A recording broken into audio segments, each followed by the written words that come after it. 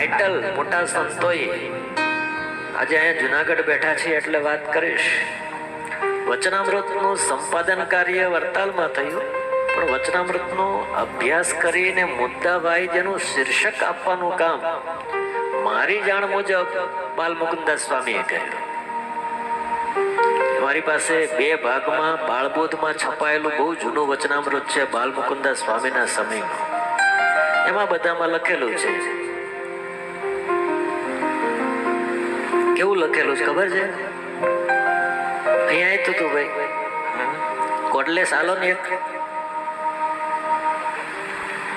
દરેક વચનામૃતનું એક ટાઇટલ હોય.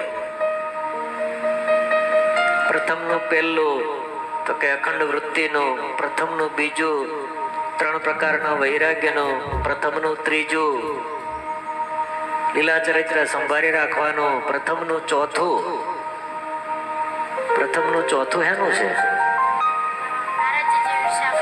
નારદજી જેવી ઈર્ષા કરવાનું. લઈ આવવાનું.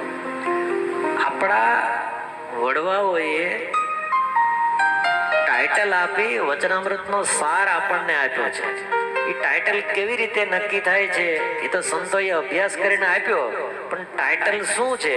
હું આ બાળકને, તારું નામ શું છે? તિલક અશોકભાઈ કંજરિયા. તિલક અશોકભાઈ કંજરિયા મેમકાના છે, મેમનગર ગુરુકુળની આસપાસ રહે છે. હું વચનામૃતના નંબર બોલીશ, એના ટાઇટલ બોલશે. પ્રથમનું પહેલું અખંડ વૃત્તિનું, મધ્યનું પહેલું મોહ ઉદય થયાનું, વડતાલનું પહેલું નિર્વિકલ્પ સમાધિનું, અંત્યનું પહેલું જ્ઞાન તથા હિતનાગનું, અંત્યનું છેલ્લું વિશલ્યકરણની ઔષધિનું, મધ્યનું છેલ્લું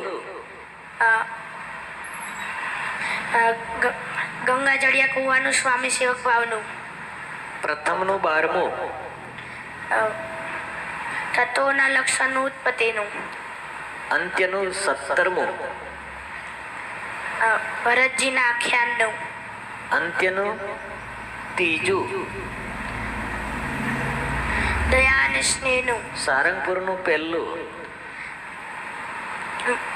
મન જીત્યાનું કૂતરાના ગલોડિયાનું, અમદાવાદનું પહેલું ચમત્કારી ધ્યાનનું, પ્રથમનું 51મું હીરે કરીને હીરો વેધાયાનું, ભગવાન વતે જ નિશ્ચયનું.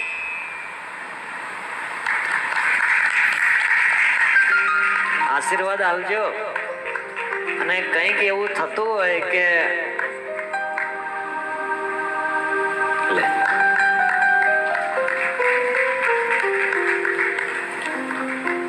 આ સ્વામિનારાયણ ભગવાનનો સત્સંગ એટલા માટે ઉજળો છે કે આ સત્સંગમાં આવા સંસ્કાર આપનારા મા બાપ છે.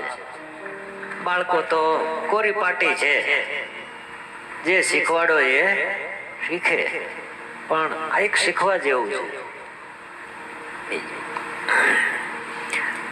અંત્યનું છેલ્લું વચનામૃત કયું ટાઇટલ કીધું એને તમે યાદ રાખ્યું?